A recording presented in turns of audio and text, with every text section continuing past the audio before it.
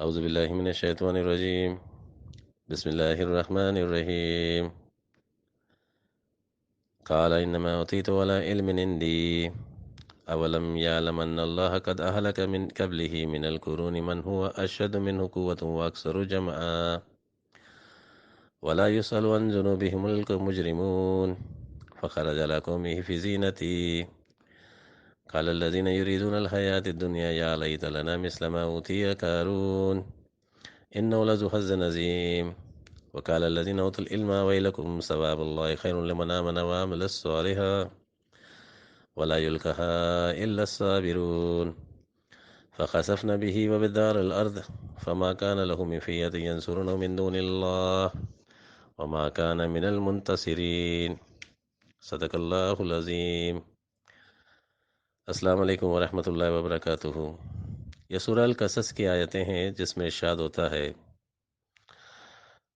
اور کہا قارون نے، یہ جو کچھ مجھے ملا ہے اپنے علم سے ملا ہے، کیا اس کو معلوم نہیں کہ اللہ نے اس سے پہلے ایسی ایسی نسلوں کو ہلاک کیا جو اس سے طاقت میں بڑھ کر اور جمعیت میں زیادہ تھیں، اور مجرموں سے ان کے گناہ کے متعلق سوال نہیں کیا جائے گا۔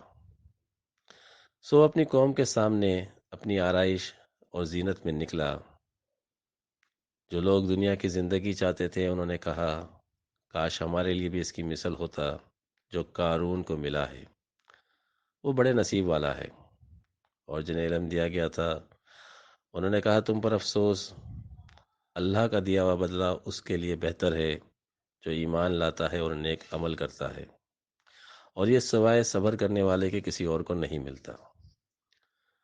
سو ہم نے اسے اور اس کے گھر کو زمین میں دسا دیا، تو کوئی گروہ اس کے لیے نہ ہوا جو اللہ کے مقابلے پر اس کی مدد کرتا، اور نہ وہ خود اپنے تہیں اپنے آپ کو بچا سکا۔ قال انما اوتیت علی علم عندی، قارون نے کہا جو کچھ مجھے ملا اپنے علم کی بدولت ملا۔ قارون حقیقت میں مصری زبان کا، قدیم مصری زبان کا لفظ ہے، اور یہ قارون کسی شخصیت کا نام نہیں ہے بلکہ یہ عہدہ اور منصب ہے۔ جیسے فرعون ہے، فرعون بھی ایک عہدہ اور منصب تھا۔ فرعون کے دور استبداد میں یہ افسر خزانہ تھا، جیسے ہمارے یہاں وزیر خزانہ ہوتا ہے۔ قارون قوم موسیٰ سے تھا، یعنی موسیٰ علیہ السلام کی قوم سے تھا، بنی اسرائیل سے تھا، لیکن فرعون کا وفادار تھا۔ قرآن کریم نے فرمایا آتینہ من الکنوز، یعنی من الکنوز، وہ خزانوں کا مالک نہیں تھا بلکہ امین تھا، یعنی خزانے اللہ کے تھے، قوم کی امانت تھے، اس کے ذاتی خزانے نہیں تھے، اس کی چابیاں اس کے پاس تھیں، یعنی وہ امانت دار تھا ان خزانوں کا۔ جیسے آج کے دور میں مسلمان ممالک کے پاس بھی قدرتی وسائل موجود ہیں، پاکستان میں بھی ہیں، وہ سب خزانے اللہ کے ہیں، وہ قوم اور ملت کی امانت ہیں، اور جو حکمران ہوتے ہیں اس کے امین ہوتے ہیں۔ قارون کے پاس وہ کون سا علم تھا جس کے لیے اس نے کہا کہ یہ سب کچھ مجھے اپنے علم کی بدولت ملا ہے؟ تاریخ کے مطالعے سے یہ معلوم ہوتا ہے کہ وہ معدنیات کے علم کا ماہر تھا، علم معدنیات میں منفرد مقام رکھتا تھا، اور سونے کی کانوں کی تلاش کرنے کا ماہر تھا، یعنی ان کو تلاش کرنا، ان کو ریسرچ کرنا، جس کی وجہ سے وہ خزائن کا افسر اعلیٰ بن گیا۔ سونا اور دوسری دھاتیں نکالنے کا علم اس کو آتا تھا۔ مصر کی جنوبی سرحد پر سونے کی کانیں موجود تھیں، اور پھر اس علاقے کو ارد کارو بھی کہا جاتا تھا، اور یہ کارو کے ساتھ پھر اون لگا کر یہ قارون بنا ہے۔ اون مصر میں رتبے اور مرتبے کے لیے کسی کے نام کے ساتھ جز کے طور پہ لگا دیا جاتا تھا۔ دوسرا یہ بھی تاریخ سے ثابت ہے کہ مصر کا ایک قدیم شہر، اس کا نام اون تھا، یہ آفتاب پرستی کا مرکز تھا۔ اس لیے یہ مقدس جگہ مانی جاتی تھی. یہی وجہ تھی کہ صاحب مرتبت لوگوں کے نام کے ساتھ اون لگایا جاتا تھا، جیسے فرعون کے ساتھ بھی اون لگا ہوا ہے، اور قارون اور حامان کے ساتھ بھی. یہ لقب قارون کو اسی لیے دیا گیا تھا کہ وہ جنوبی مصر اور نیل کے مشرق میں معدنیات کا وزیر تھا، اور پھر اس کو مجرم اس لیے کہا گیا کہ اس نے امانت میں خیانت کی. امانت میں خیانت کر کے وہ دولت جو بنی اسرائیل اور دوسری عوام کا حق تھا، اپنی چالاکی اور چال بازی سے فرعون تک پہنچاتا اور اپنی ہی قوم پر ظلم توڑتا تھا. کیونکہ جنوبی مصر پر فرعون براہ راست حاکم نہیں تھا.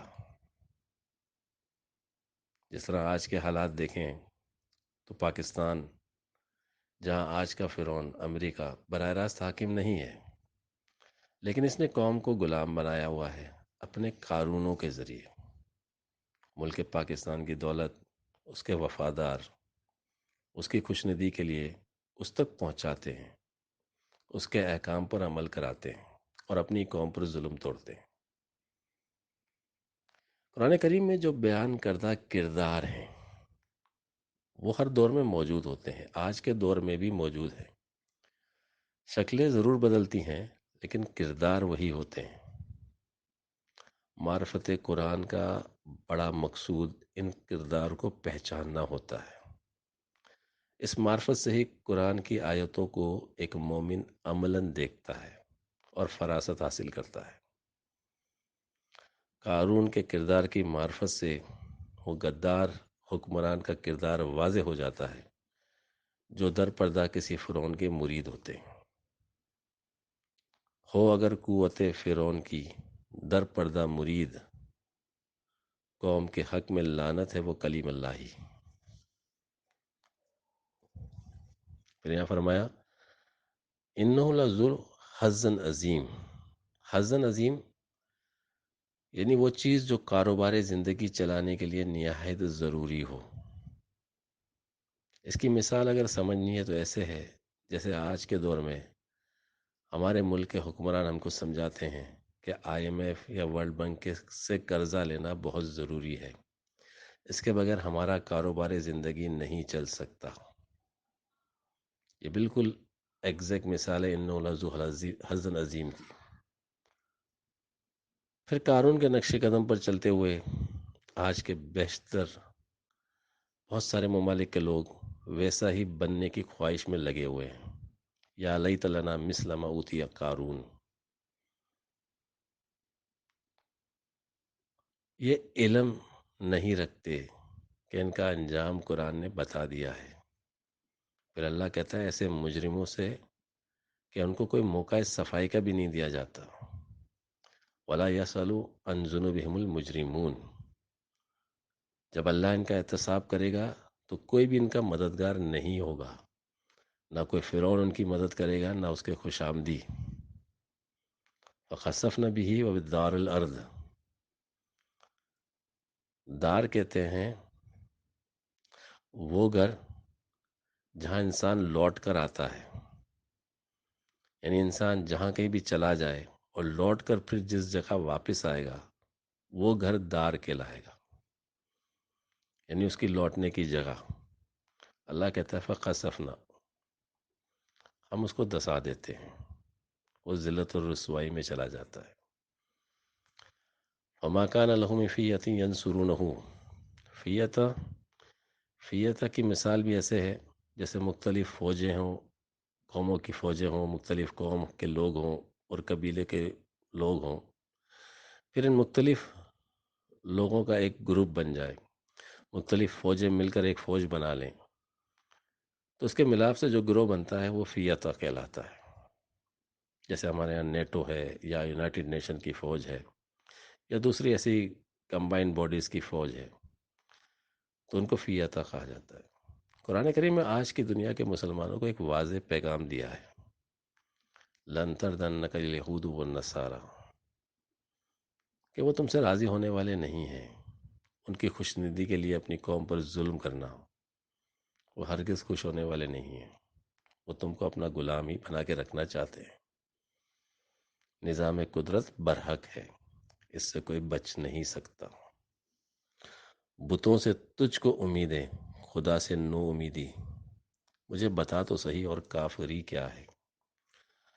فلک نے ان کو عطا کی ہے خواجگی جنہیں، خبر نہیں روش بندہ پروری کیا ہے۔